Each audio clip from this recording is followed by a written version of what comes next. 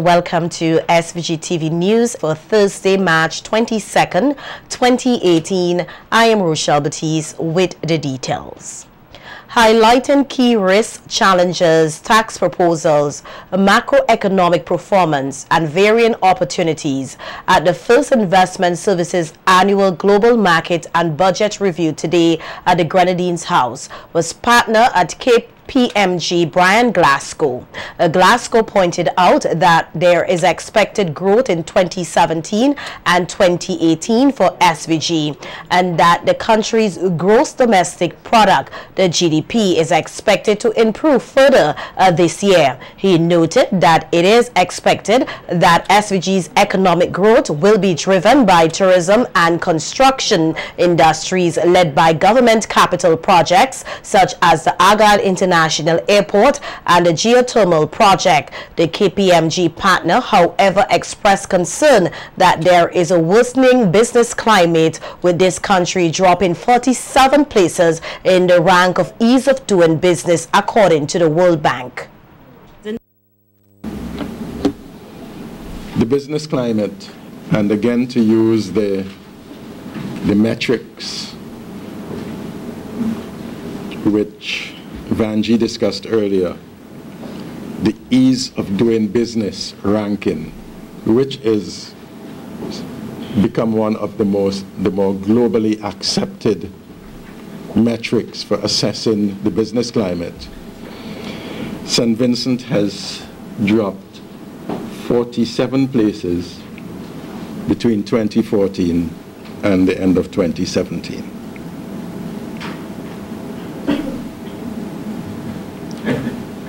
That, unfortunately, is a statistic that investors look at before they even decide to do business in St. Vincent. So while it might seem irrelevant to us in St. Vincent, it is very, very relevant to the people outside of St. Vincent who are deciding whether to do business in St. Vincent, Grenada, St. Lucia, or anywhere else. So we need to get that, we need improvement in the business climate. Glasgow called for a change in the way business is conducted, noting that customers have varying choices, particularly through the World Wide Web. There are a number of factors affecting traditional business. The consumer market and the whole consumer market philosophy has changed significantly. These days, you want a consumer item,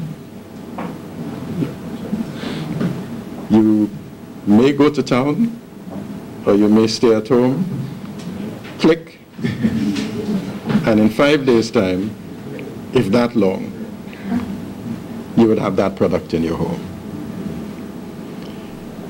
And a lot of our local businesses are not responding to the challenges that are being imposed on them, not by other businesses in St. Vincent, but by Amazon and other global internet sellers. So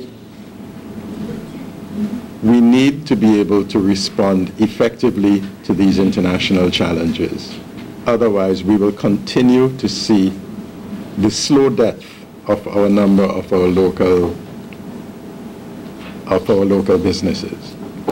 Also at today's event, a concern was expressed that wages and salaries are the largest expenditure in the country. This was highlighted by head researcher Vanji Bango Ramatan, providing a perspective on this country's economy compared to other Caribbean countries. Ramerton said that being a multi-island state poses challenges in spending, as St. Vincent and the Grenadines has one of the highest wage bills in the Caribbean. She also outlined that SVG was only second to Swaziland and Togo globally for high wage bills.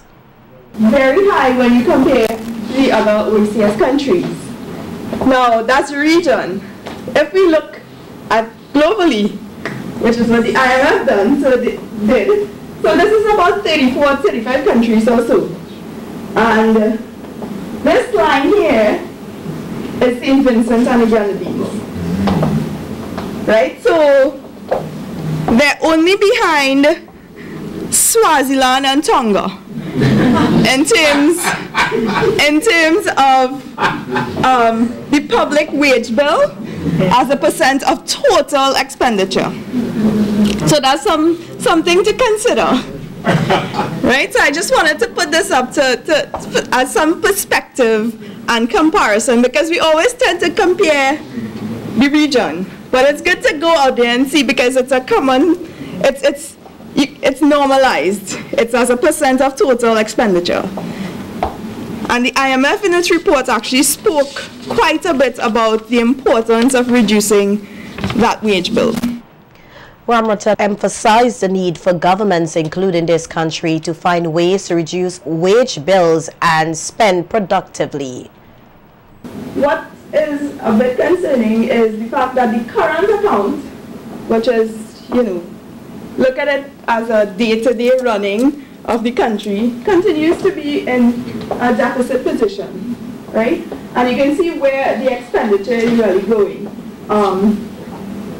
Compensation to employees, so that's the wage bill, of course, and transfers. And you can see with the increases, the magnitude of the increase, interest payments and loan charges. That is a big chunk as well. So we have to look at how we are spending the limited resources that we already have, and make sure that the spending is actually productive and is growth enhancing. Given a worldwide economic outlook, General Manager of First Citizen Bank, Sana Ragbard, said that growth is expected in 2018 and Europe is leading in this capacity, and that the Caribbean must capitalize on this market. Really came primarily from Europe.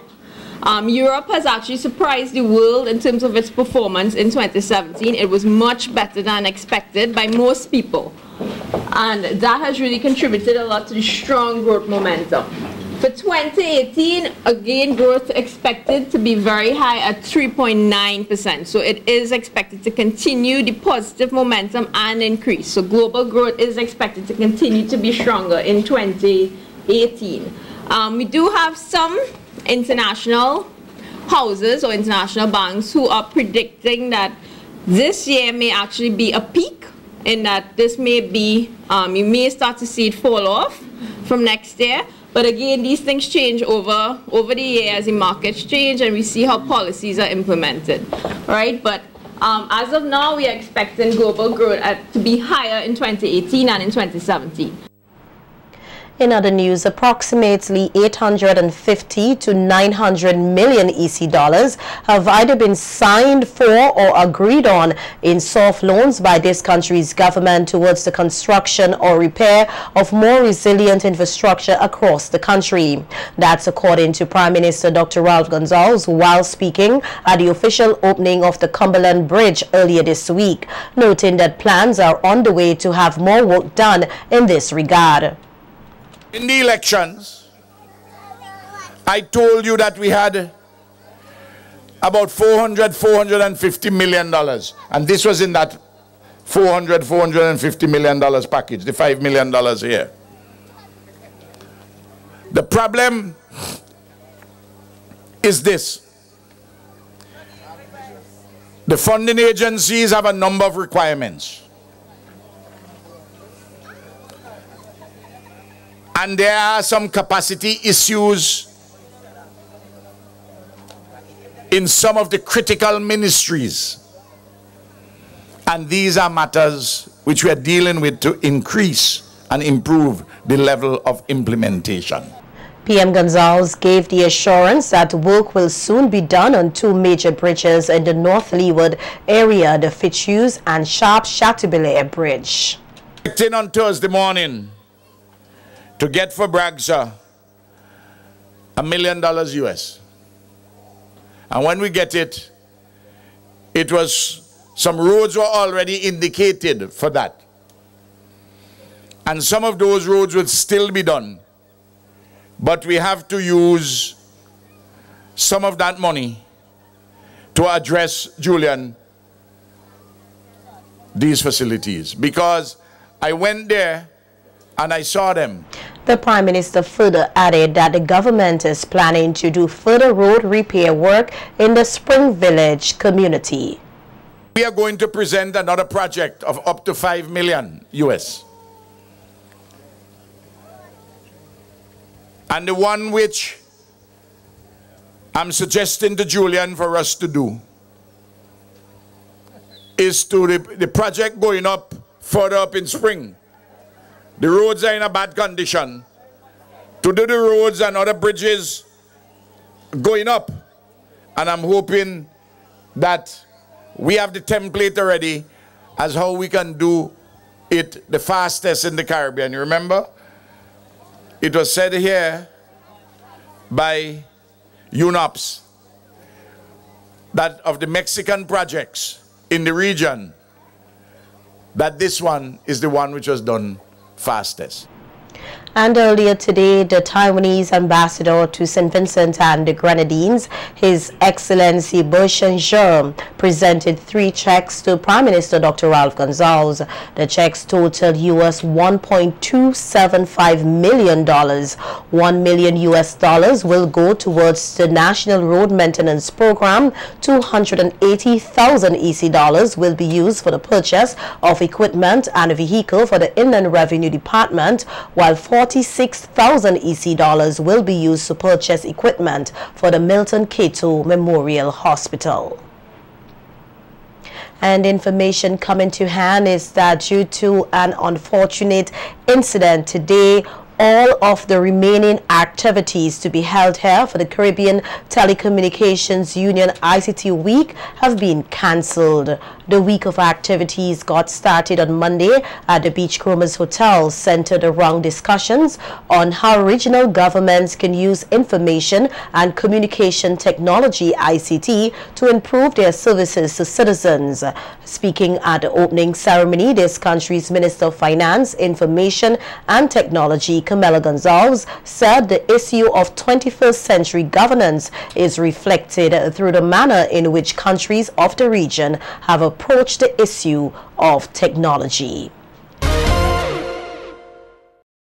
We hear that Vincentians are being urged to focus more on the importance of water as SVG joins with the global community in celebrating World Water Day, observed under the theme Nature for Water. In her official World Water Day address, Chairperson of the Central Water and Sewage Authority, Gerlin Miguel, outlined that this year's theme speaks to nature-based solutions to the water challenges facing us locally, regionally, and internationally. This theme is a broad and a complex one, which raises the question: how can we reduce floods, droughts, and water pollution? Well, we must work through from the known to the unknown. We must use the solutions we already find in nature, and we must focus our attention on the importance of water. As a people, let us sustain the fight to self-education, research, and participation in activities that will help us understand more and more the importance of water conservation and storage. Pointing out the recent adverse weather conditions have impacted the operations of the CWSA, Miguel outlined why the CWSA has used this year's World Water Day celebrations to highlight the significance of water conservation and storage. Let us not forget that climate change affects our water resources adversely. Climate change demands sustainable solutions to help impart significant resilience on our nation. Our rivers will swell and overflow their banks. That mud will affect our waterways. That our intakes will have to be shut down until formal flow is regained. Let us remember that landslides burst our pipelines and block the way to water sources. Let us never forget that proper restoration can potentially take a long time. Central Water and Sewage Authority implores our consumers to take the necessary measures to have clean water available for at least 2 days in suitable containers at all times. Let us try as much as we possibly can to invest in storage tanks to help alleviate the inconveniences of water disruption caused by emergency situations. General Manager of the Central Water and Sewage Authority, Gad Saunders, in his statement emphasized the need for persons to embrace the green revolution. Environmental damage together with climate change are both driving the water-related crises we see around the world. Even developed countries now have to promote the planting of new forests, reconnecting rivers to floodplains and restoring wetlands in an attempt to rebalance the water cycle and improve human health and livelihoods. We will hope that the community in St. Vincent would ride out the rest of this dry season and prepare for this year's rainy season, the hurricane season, by focusing on inspecting our homes and premises for weaknesses, securing at least 3 days storage at our homes, and assisting the CWSA by reporting leaks. As part of the activities held today in commemoration of World Water Day 2018, the Central Water and Sewage Authority was presented with a 5-year licensed software suite which will aid in the entity's geographic information system, the GIS. In his remarks at the handing over ceremony, representative of the Central Water and Sewage Authority, Bernard Maloney, thanked the Japan Caribbean Climate Change Project and the United Nations Development Program UNDP for their partnership on the initiative. That we proposed to them was entitled Hydrological Software for the Processing of Hydrological and Climatological Data, and it was conceived by the Water Resource Unit to Mr. Danroy Ballantyne, and we put forward a proposal to the JCCP, Mr. Harper, and they quite gratefully and thankfully they accepted the project, and we got funding in the sum of $25,600 to purchase very sophisticated and important software that will help to process the data we've been collecting. Now this, as it is, it was just data, but now we're able to make it into information that will lead to national development and help us in many areas of our operations. Representative of the UNDP, Ruthven Harper, said his organization has and will continue to partner with the CWSA in rolling out projects which have proven to be beneficial to the citizens of St. Vincent and the Grenadines. So we will be distributing 65 water tanks and 6 sets of solar water pumps, solar panels, etc., to both animal farmers, livestock farmers, and to 3 secondary schools. So it's not just the software, we're trying to also do other things to promote awareness of climate change and other things. So as I said before, it's a pleasure being working with the CWSA through the Governmental St. Vincent and Grenadines, the Sustainable Development Unit. In her remarks, representative of the Sustainable Development Unit, Naisha Hamilton, noted that the new software will push for better data management within the water service. Especially climate data, we know that the CWSA has been collecting and sharing their data with the Met Service, and we have also been able to share in that data, so we're hopeful that this software would make it easier for them and therefore make them more amenable to supplying us with even more data when we come to that point where we'll be producing climate data, and hopefully that leads to some climate modeling on the national front, because we haven't been able to do that as well as we should have. We've had to depend on regional models. The Marian House and the Basic Needs Trust Fund have been commended for their role in boosting the capacity of young people here in SVG. The commendation came from Dean of the Division of Technical Vocational Education, Osborne Bowens, at a graduation ceremony for several youngsters who have successfully completed the 2017 Youth Empowerment Technical Skills Program. Bowens stated that the program goes a long way in boosting the employability of the participants and praised the Marion House and the Basic Needs Trust Fund, the BNTF, for their role in the program.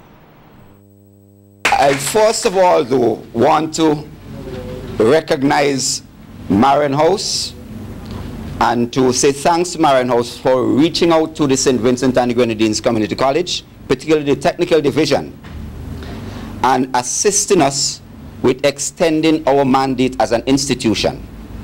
As an institution, we're responsible for training young people.